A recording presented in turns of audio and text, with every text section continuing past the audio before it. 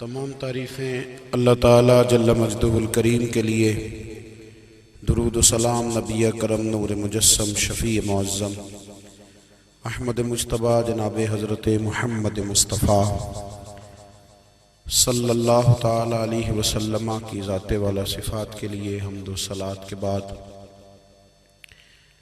عزیز دوستو، بزرگوں اور بھائیوں،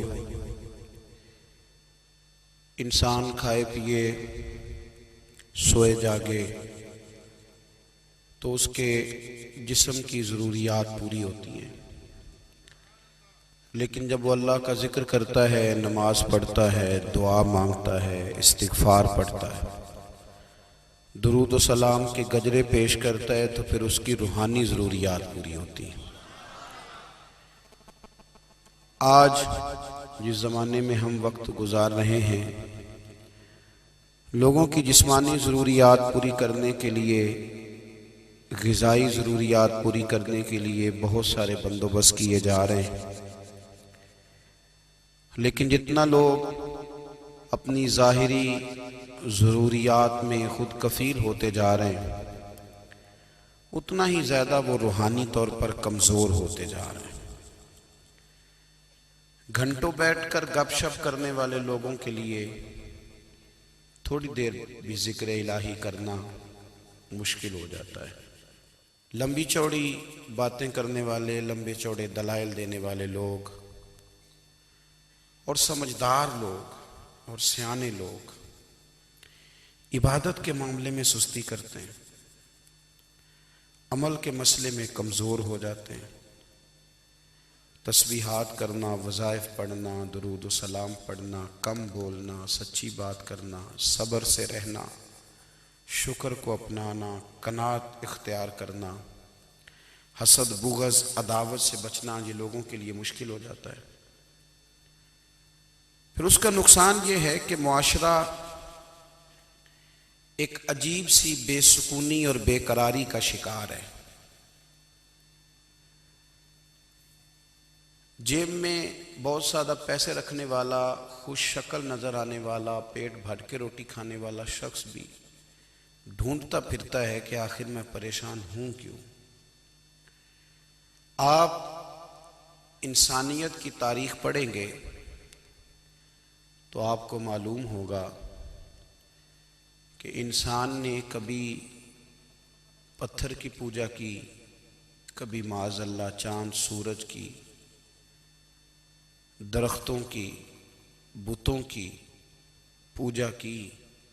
معاذ اللہ یہ غلط ڈائریکشن پہ تو چڑھ گیا، لیکن ایسا نہیں ہے کہ کوئی بندہ دنیا میں آیا ہو اور کسی کی اس نے عبادت نہ کی ہو۔ اس لیے کہ اللہ تبارک و تعالیٰ نے جس طرح ہمارے جسم میں کھانے کی طلب رکھی ہے، پینے کی طلب رکھی ہے، سونے کی طلب رکھی ہے، اسی طرح اللہ تعالیٰ نے عبادت کے لیے طلب رکھی ہے جسم میں۔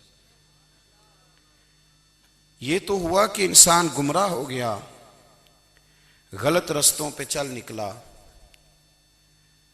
اس نے جھوٹے معبودوں کی طرف معاذ اللہ توجہ کر لی، لیکن وہ کسی نہ کسی کے سامنے جھکتا رہا، چونکہ اس کے وجود میں طلب تھی، شوق تھا اسے کہ وہ عبادت کرے۔ اللہ تبارک و تعالی جب مسلمان کو توفیق دے اور اللہ کی بارگاہ کی جانب وہ رجوع کرے، تو پھر اس کا رویہ یہ ہونا چاہیے کہ اس کی توجہ ہو اللہ کی جانب۔ ہمارے ہاں تسبیحات پڑھ لی جاتی ہیں اگر کبھی موقع ملے، لیکن وہ خاص انہماک، وہ خاص شوق، وہ خاص ذوق اللہ تبارک و تعالیٰ کی عبادت کا، ایک ہوتا ہے نماز پڑھنا، ایک ہوتا ہے اہتمام کے ساتھ نماز پڑھنا، یعنی ذرا وقت پہ اٹھنا، ذرا صحیح کر کے وضو کرنا، ذرا شوق سے مصلی بچھانا۔ ایک ہوتا ہے تسبیح پڑھ لینا، اور ایک ہوتا ہے ذرا تھوڑا سا نا شوق کے ساتھ اللہ کو یاد کرنا۔ آپ کبھی جو میں نے آیہ کریمہ پڑھی، اس کی آپ شان نزول دیکھیں۔ نبی کریم صلی اللہ تعالیٰ علیہ وسلم کے نا کچھ صحابہ اللہ کی محبت کے شوق میں حضور کی بارگاہ میں حاضر ہوئے، اور انہوں نے آ کے عرض پتہ کیا کیا؟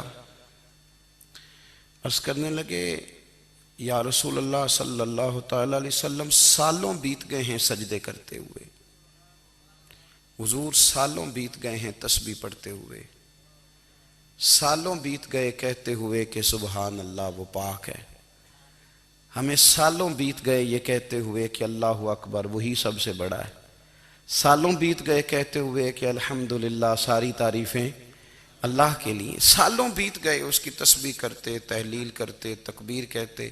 حضور اب نہ ہمارا اپنے رب سے ملنے کو جی چاہتا ہے، کبھی اے حقیقت منتظر نظر آ نہ لباس مجاز میں، لاکھوں سجدے تڑپ رہے ہیں میری جبین نیاز میں۔ اور اقبال کہنے لگے کہ تیرے عشق کی انتہا چاہتا ہوں، تو میری سادگی دیکھ کیا چاہتا ہوں، میرا ذرا سا تو دل ہے مگر شوخ اتنا، میں وہی لن ترانی سنا چاہتا ہوں۔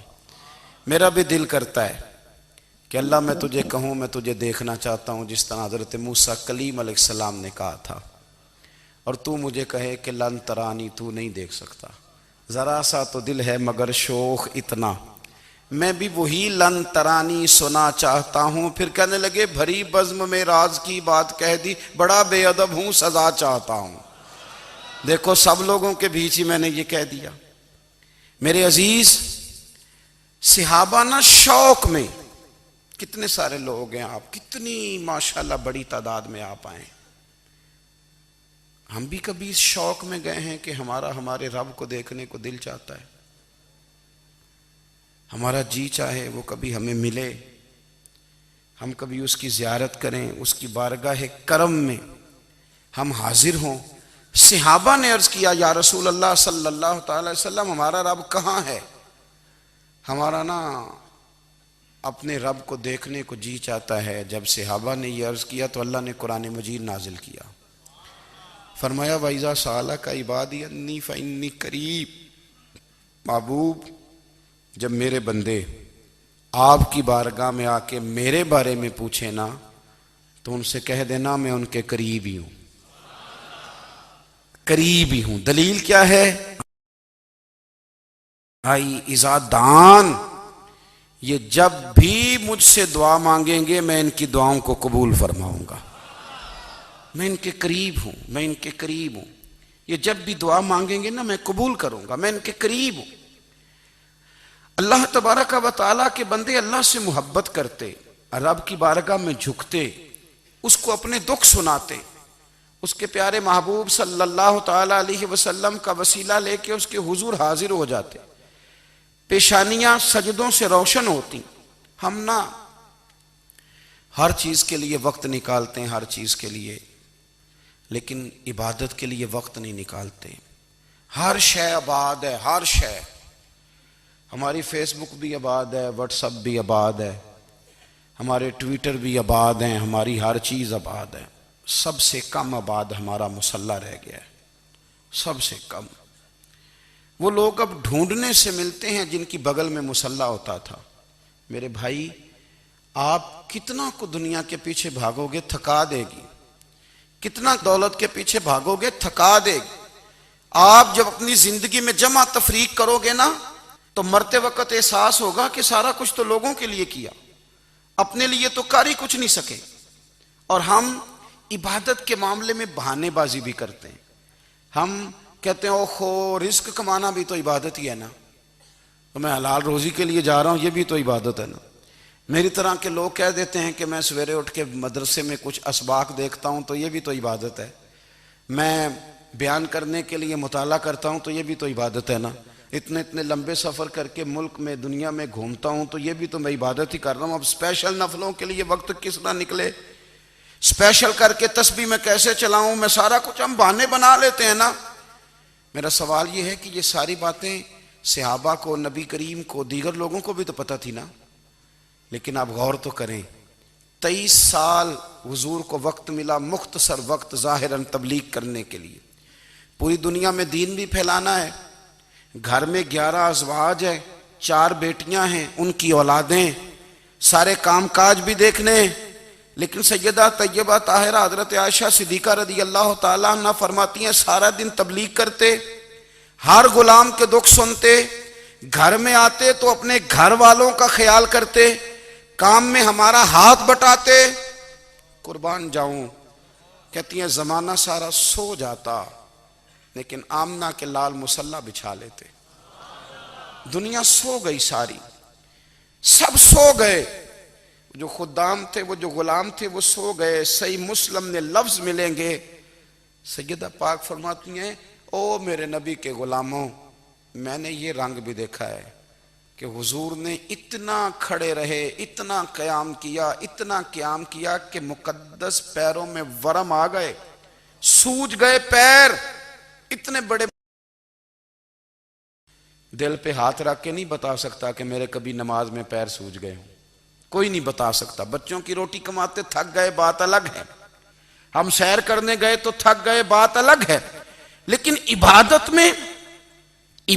میں یہ بھی تو مسلم شریف ہے نا، یہ بھی تو دین ہے نا، یہ بھی تو حضور کی سنت ہے، یہ بھی تو وہ چیز ہے جو کریم کی آنکھوں کی ٹھنڈک ہے۔ سیدہ فرماتی ہیں پیروں میں ورم آ گئے، اور ساری رات ہی حضور نے نماز پڑھی اور ایک ہی آیت بار بار دہرائی۔ مسجد نبوی میں بلال حبشی نے فجر کی اذان دے دی اور حضور ابھی مصلی پہ تھے، کریم فارغ ہوئے۔ میں نے عرض کی یا رسول اللہ صلی اللہ علیہ وسلم، آپ کے تو صدقے اللہ اگلے پچھلوں کے گناہ معاف کرے گا، تو آپ اتنی آہوزاری کیوں فرماتے ہیں؟ آپ تو شفیع ہیں، آپ تو انبیاء کے امام ہیں۔ تو حضور نے فرمایا عائشہ تم نے گنوایا ہے نا میرے اللہ کی مجھ پر کتنی رحمت ہے، افلا اکون عبدا شکورا، فرمایا اگر اس نے اتنی نعمتیں دی ہیں تو کیا میں اس کا شکر گزار بندہ نہ بنوں؟ میں شکر گزار بندہ نہ بنوں اس کا؟ پھر اگر اتنی نعمتیں اس نے دی ہیں، مجھے اتنا نوازا ہے، تو پھر میں اس کے سامنے سجدے نہ کروں؟ او میرے بھائی، بڑے قابل فخر لوگ ہیں ہم کہ ہم نبی پاک کے غلام ہیں، ہم قابل فخر ہیں کہ نبی کریم کے غلام ہیں۔ کیا کبھی اس غلامی کے شکرانے میں بھی دو نفل پڑھے کہ یا اللہ تیرا شکر ہے تو نے ہمیں حضور کا غلام بنایا ہے؟ یاد رکھیں کہ اپنی روحانی زندگی کو آباد کریں، استغفار پڑھیں، تسبیحات کریں۔ حضرت عبداللہ ابن عمر رضی اللہ تعالیٰ عنہ حضرت عمر کے صاحبزادے، مکہ مکرمہ میں ان کی قبر ہے۔ میں نے جب انہیں پڑھا تو مجھے ان سے بڑا پیار ہو گیا، لیکن آپ کو پتہ ہے وہاں جا کے کسی شخص کا مزار تلاش کرنا یا پوچھنا ایک مشکل کام ہوتا ہے۔ تو ایک دفعہ میں مکہ شریف میں حاضر تھا، تو ایک گاڑی والا ڈرائیور مجھے کہنے لگا کہ مولانا میں آپ کو جانتا ہوں، مجھے آپ سے محبت ہے، ایک بات بتاؤں آپ کو؟ میں نے کہا بتاؤ۔ کہنے لگے حضرت عبداللہ ابن عمر کی قبر دیکھنی ہے۔ میں نے کہا یہ تو نہیں کہہ رہا، یہ کسی نے بندوبست کرایا ہے، یہ اللہ نے تیرے دل میں بات ڈالی ہے، یہ ہو گیا تو لے چل مجھے۔ حضرت عبداللہ ابن عمر کو نبی پاک نے فرمایا تھا راجل صالح، یہ نیک بندہ ہے، یہ متقی آدمی۔ حضرت عبداللہ ابن عمر رضی اللہ تعالیٰ عنہ سیدنا فاروق اعظم رضی اللہ تعالیٰ عنہ کے صاحبزادے ہیں، اور ان کی ہمشیرہ سیدہ حفصہ رضی اللہ تعالیٰ عنہ حضور کی زوجہ محترمہ ہیں۔ ایک دن اپنی ہمشیرہ سے کہنے لگے کہ نبی کریم صلی اللہ تعالیٰ علیہ وسلم گھر میں آئے نا، اور اگر حضور غم امت میں پریشان نہ ہوں، طبیعت کو حشاش بشاش دیکھو، تو ذرا پوچھنا تو صحیح حضور کا میرے بارے میں کیا خیال ہے، پوچھنا تو صحیح کہ کریم کی بارگاہ میں میرا کیا مقام ہے، میرے بارے میں حضور کیا فرماتے ہیں۔ اب بہن کو کام بتائے اور بتائے بھی بھائی، اور پھر بہن وہ کام نہ کرے، یہ تاریخ میں ہوتا نہیں۔ حضرت عمر فاروق رضی اللہ تعالیٰ عنہ کی صاحبزادی ام المومنین رضی اللہ تعالیٰ عنہ فرماتی ہیں کہ میں تو بس منتظر تھی، انہوں نے تو کہا تھا نا کہ اگر تم حشاش بشاش دیکھو تو بات کرنا، لیکن حضور تشریف لائے، میری باری تھی، میرے گھر تشریف لائے، کھانا پیش کیا تو فوراً میں نے عرض کی حضور ایک بات پوچھنی تھی۔ تو حضور نے فرمایا پوچھئے۔ میں نے عرض کی حضور میرے بھائی عبداللہ ابن عمر کے بارے میں آپ کا کیا خیال ہے؟ نوجوانوں میری بات پہ غور کرنا، میرے بھائی کے بارے میں آپ کا کیا خیال ہے؟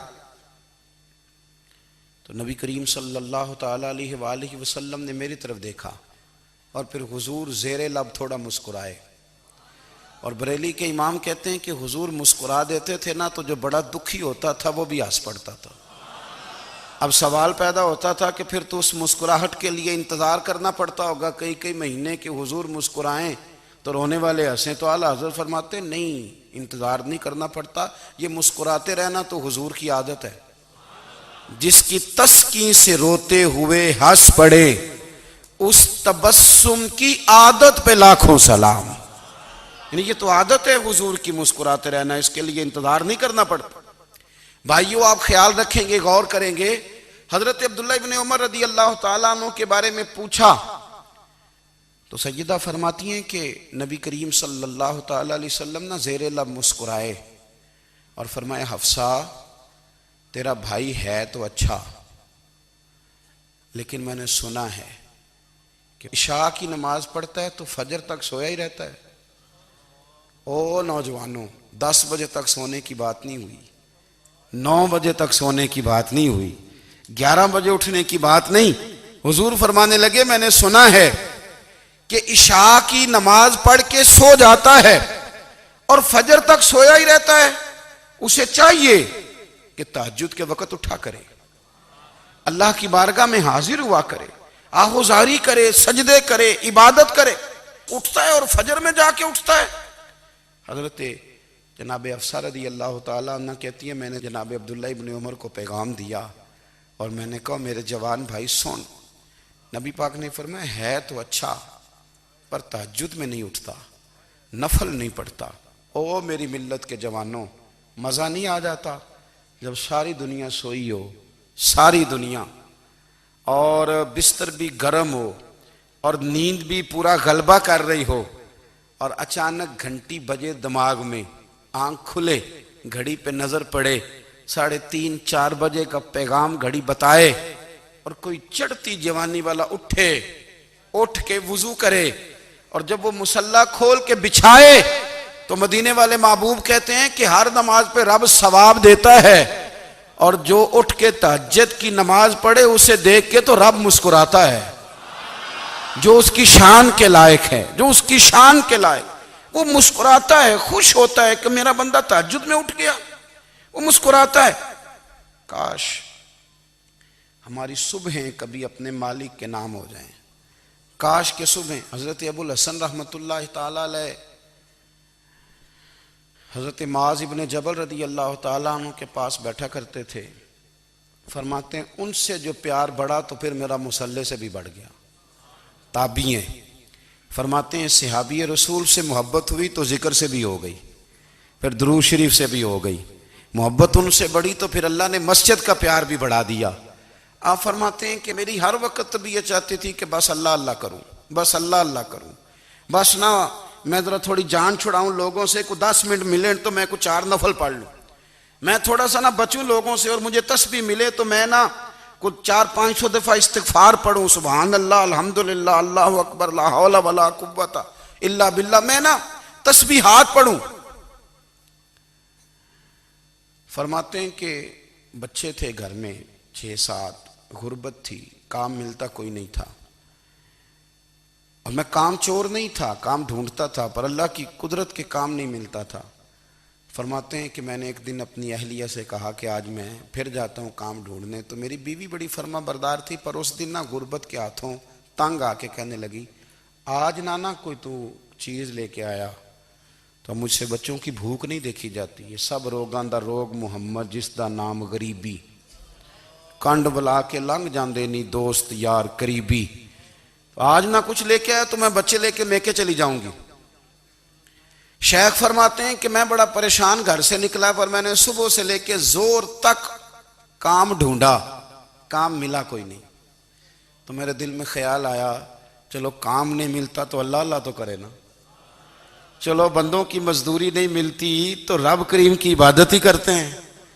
فرماتے ہیں کہ میں نے نا فرات کے پانی سے وضو کیا، نہر کے، شدید دھوپ تھی، ساتھ ریت تھی اور ریت تپ رہی تھی، میں نے اپنا رومال وہیں مصلی کے طور پر بچھا لیا، اور فرماتے ہیں کہ زور سے لے کر عصر تک نماز پڑھی، دھوپ بھی پورے زور پہ، پر میرے سجدے کا ذوق بھی پورے زور پہ۔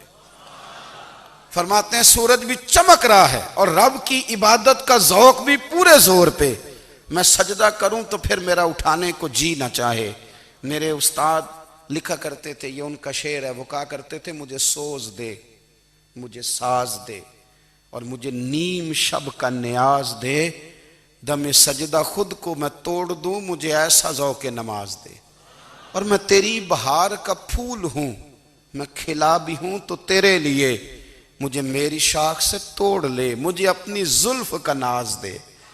بھائی فرماتے ہیں کہ عصر تک میں نے نفل پڑھے، دل ڈھلنے لگا، عصر کی نماز پڑھی اور میں وہاں سے چلا۔ اب میں جب نکلنے لگا تو دل میں خیال آیا کہ چھوٹی چھوٹی دیواریں ہیں گھر کی، بغیر کچھ لیے جاؤں گا تو بیوی دور سے دیکھے گی تو شور کرے گی کہ پھر خالی ہاتھ آ گیا ہے۔ کہتے میں نے اپنی اسی رومال میں جس پہ میں نے نماز پڑھی تھی نا، رومال میں کی آخی دے پنجابی صافہ، کہتے ہیں اسی میں نا میں نے کچھ ریت بھر لی کہ وہ دور سے دیکھے گی تو سمجھے گی کچھ لے کے آیا ہے، چلو جا کے اسے بتا دوں گا کہ آج پھر مزدوری نہیں ملی۔ کہتے ہیں وہ ریت لے کر جب میں گھر میں گیا تو پہلے بیوی دروازے پہ کھڑی ہوتی تھی، پوچھتی تھی خالی ہاتھ آ گئے ہو؟ آج میں نے دیکھا تو ہے ہی کوئی نہیں۔ فرماتے ہیں میں اندر داخل ہوا، سلام لیے، کونے میں میں نے وہ رومال رکھ دیا اور میں نے آواز دی کہ بھلی مانس کہاں ہو؟ تو وہ کہنے لگی آپ منہ ہاتھ دھو لیں، میں روٹی لے کے آئی۔ میں نے کہا روٹی کہاں سے آ گئی؟ یہاں تو کئی دنوں کے فاقے، تو کئی دنوں کی غربت ہے، یہاں تو اس گھر میں تو فقیری ہے۔ فرماتے ہیں کہ وہ روٹی لے کے آئی اور اس وقت کی جو موجودہ نعمتیں تھیں، سمجھ لیں سلاد، اچار، ہر چیز ساتھ لائی۔ میں نے کہا کہ بچے کہاں گئے؟ کہنے لگی وہ کھانا کھا کے کھیلنے گئے، آپ کھانا کھا لیں آ جاتے۔ کھانا اس نے چن دیا۔ میں نے حیرت انگیز لہجے میں ساری نعمتیں اپنے دسترخوان پہ دیکھ کر کے بیوی سے پوچھا یہ کہاں سے آیا کھانا؟ بچوں کو تو نے کہاں سے کھانا کھلایا؟ یہ سارا کچھ کیسا ہے؟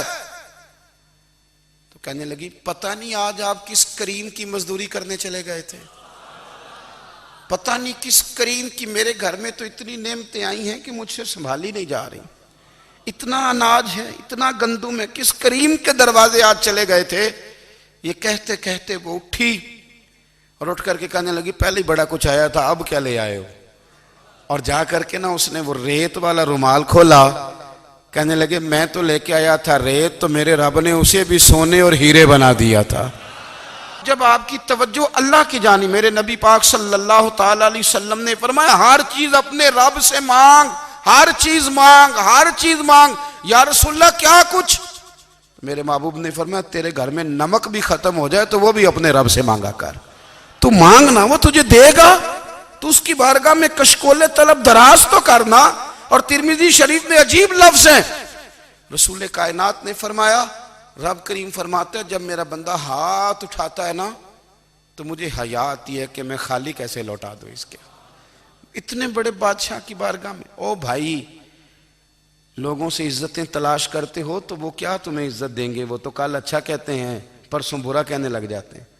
لوگوں کے سامنے گڈ بک میں آنا چاہو گے تو وہ تو سویرے تمہارے بارے میں کچھ کہیں گے، شام کچھ اور کہیں گے۔ اپنی روحانی زندگی آباد کریں، اپنے مسلح کو وقت دیں، اور دنیا سے چھپ کر اس موبائل کو بند کر کے اور اپنے آپ سے بھی چھپ کے اور تنہا ہو کے چھپا کے سارا کچھ اپنے آنسو اپنے رب کی بارگاہ میں پیش کریں، اس کے حضور حاضری دیں۔ سنو نا ترمذی کی حدیث، اور اسے یاد رکھنا، نبی پاک علیہ السلام نے فرمایا اپنے دکھ لوگوں کے سامنے نہ بیان کرنا، سیٹھوں نوابوں کو نہ بتاتے پھرنا، دنیا داروں کے سامنے جا کے نہ رونا کہ میں تکلیف میں ہوں۔ فرمایا اگر دنیا داروں کو دکھ بتاؤ گے رب تمہیں کبھی غنی نہیں کرے گا، اور لوگ ہیں کہ الٹا مذاق اڑائیں گے۔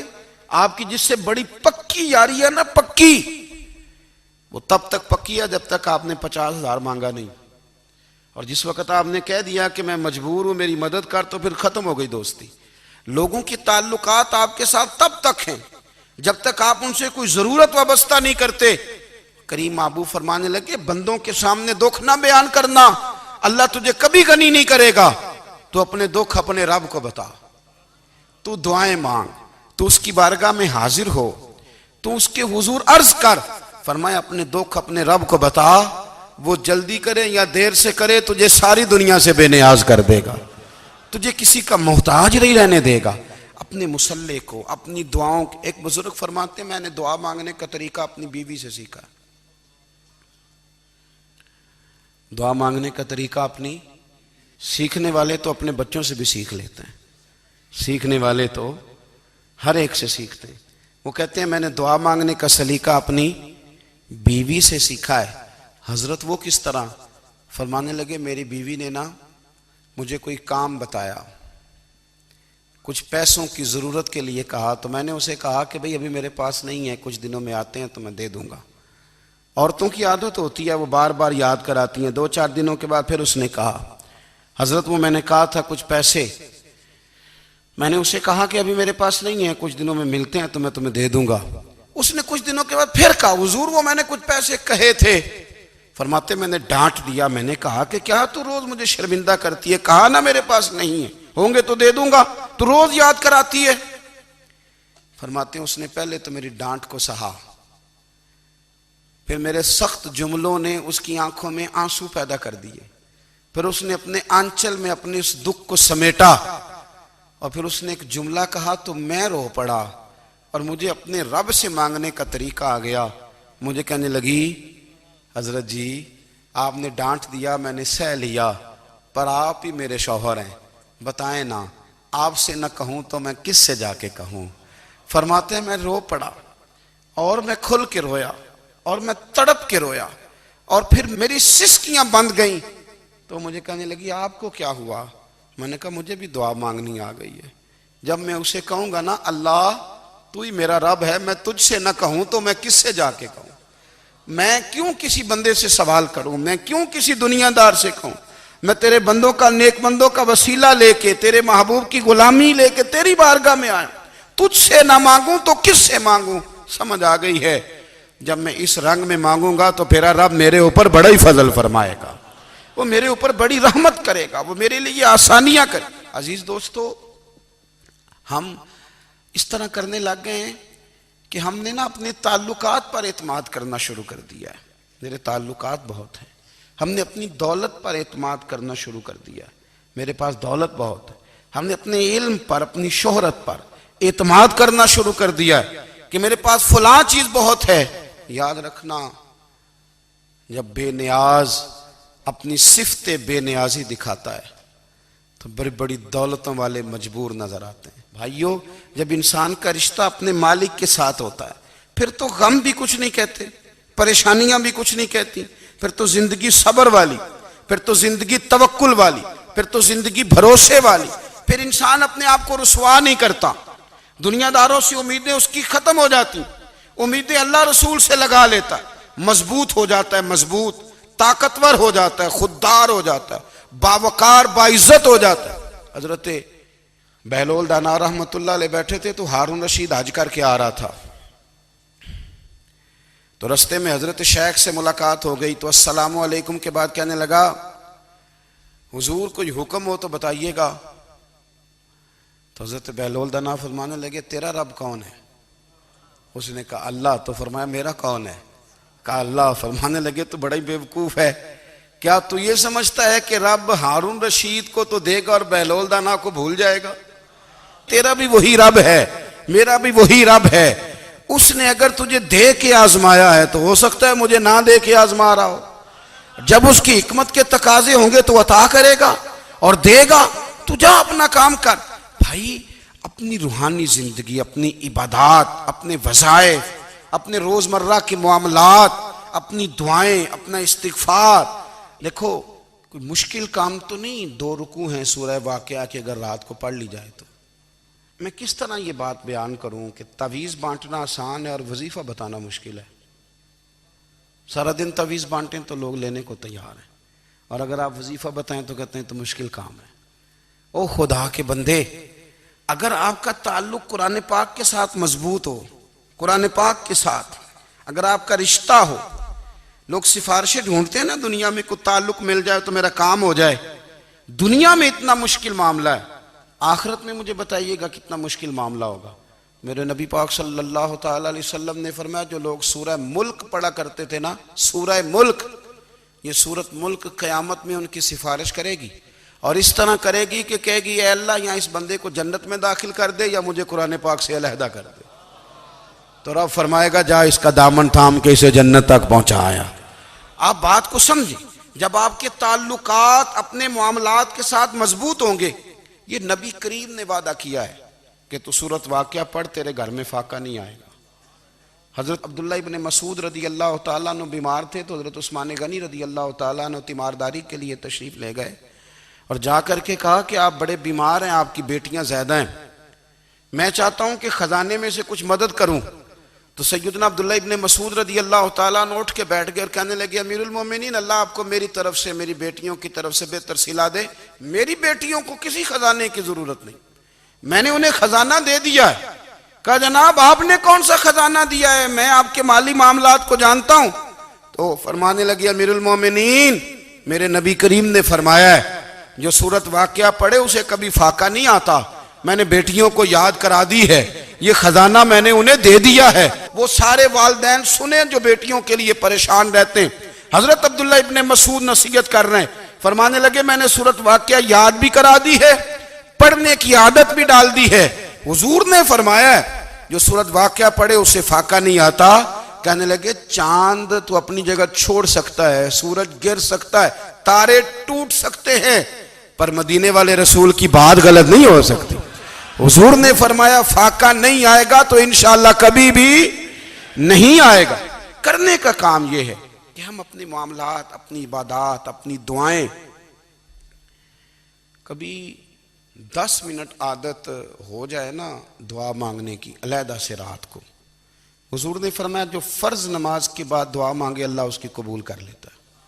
نبی پاک صلی اللہ تعالیٰ علیہ وسلم نے فرمایا اللہ مسافر کی دعا قبول فرماتا ہے.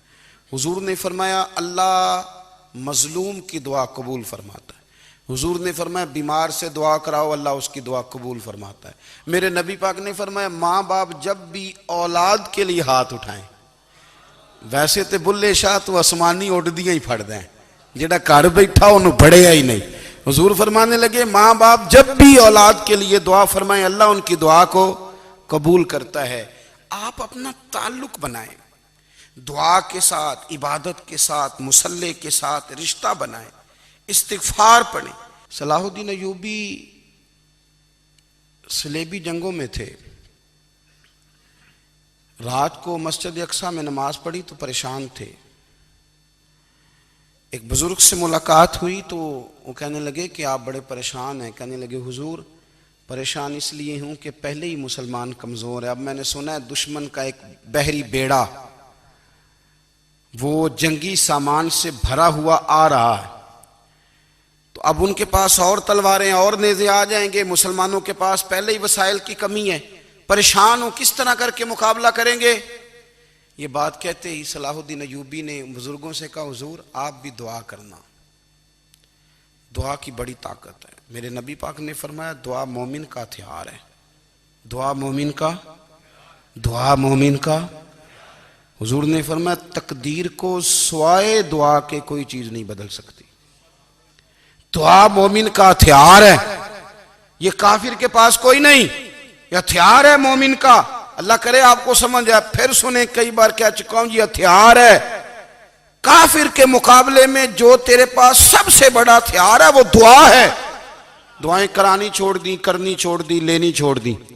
حضرت سیدنا انس بن مالک رضی اللہ تعالیٰ عنہ فرمایا کرتے تھے میں نے وہ رنگ دیکھا ہے جب حضور دعا مانگتے تھے اور حضور کی مقدس آنکھوں میں آنسو بھی ساتھ ہی بہا کرتے تھے، میں نے وہ انداز دیکھا ہے. تو صلاح الدین ایوبی بزرگ سے کہنے لگے آپ بھی دعا کیجیے، اور خود رونے لگے اور سر سجدے میں رکھ کے رونے لگے اور عشاء سے لے کر فجر تک روئے، خوب روئے. صبح وہ بزرگ آئے تو صلاح الدین ایوبی کا خوبصورت اور ہنستا ہوا چہرہ دیکھا. کہنے لگے آپ بڑے خوش ہیں، رات تو میں نے بڑے روتے ہوئے دیکھا تھا. تو کہنے لگے حضور وہ جو بحری بیڑا آ رہا تھا نا وہ پانی میں ڈوب گیا ہے، اب وہ نہیں آ رہا، ابھی خبر آئی ہے تو میں بڑا خوش ہوں. بزرگ کہنے لگے اٹھ سینے سے لگ، اور سن ایک بات، وہ بحری بیڑا پانی میں نہیں ڈوبا، وہ تیرے آنسوؤں میں ڈوب گیا ہے. وہ جو تو رات رویا ہے نا رب کریم کی بارگاہ میں تو وہ ڈوب گیا ہے. بھائی اپنا مصلی کا، عبادت کا، وظائف کا، اللہ اللہ کا سلسلہ اس کو مضبوط کریں، اپنی دعاؤں کے تعلق کو مضبوط کریں۔ دعائیں بڑے انقلاب برپا کر دیتی ہیں۔ ہم تھوڑے تھوڑے نا جب سے خشک ہوئے ہیں نا، خشک، اور میری تو جماعت ہی صوفیاء کی جماعت تھی، ہم تو داتا علی اجمیری کی جماعت سے، ہم تو خواجہ اجمیری کی جماعت سے، ہم تو شیخ احمد فاروق سرہندی کی جماعت سے، ہم تو صوفیاء کی جماعت۔ ہماری جماعت نے بھی وہ تعلق جو ہمارے بزرگوں نے بنایا تھا۔ بزرگ اللہ کے قریب کیسے جاتا ہے؟ ہمارے یہاں نا بہت سارے لوگ کہتے ہیں جی نظر ہو گئی تو کام ہو گیا۔ بھئی جو بخاری مسلم میں طریقہ ہے نا اللہ کا قرب پانے کا، وہ تو نفل ہے۔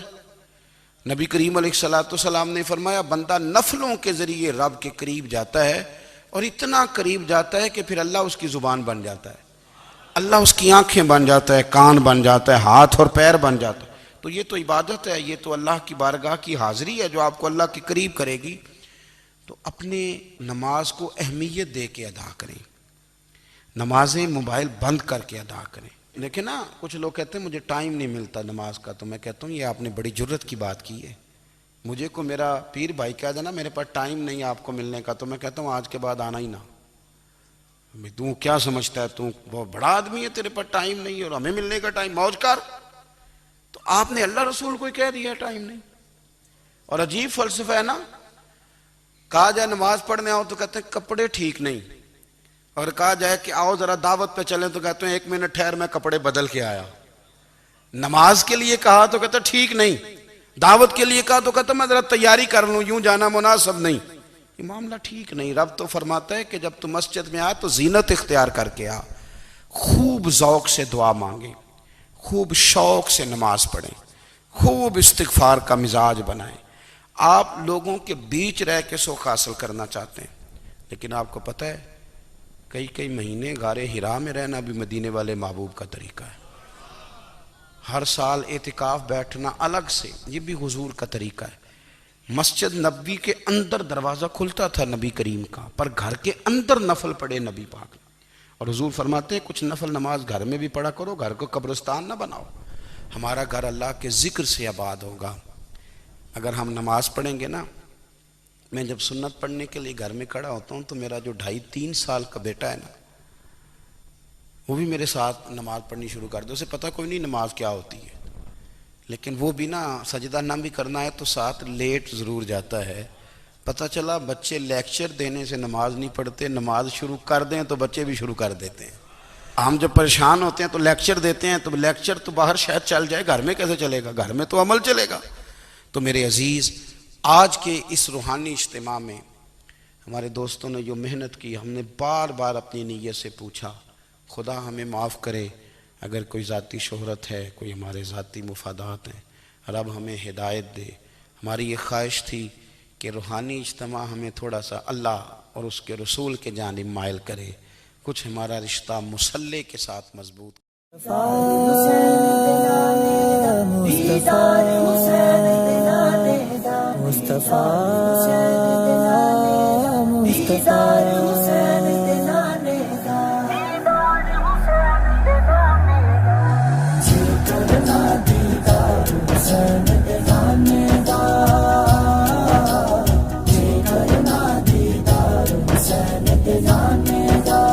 ہو جائے عاشق یار حسین دے نانے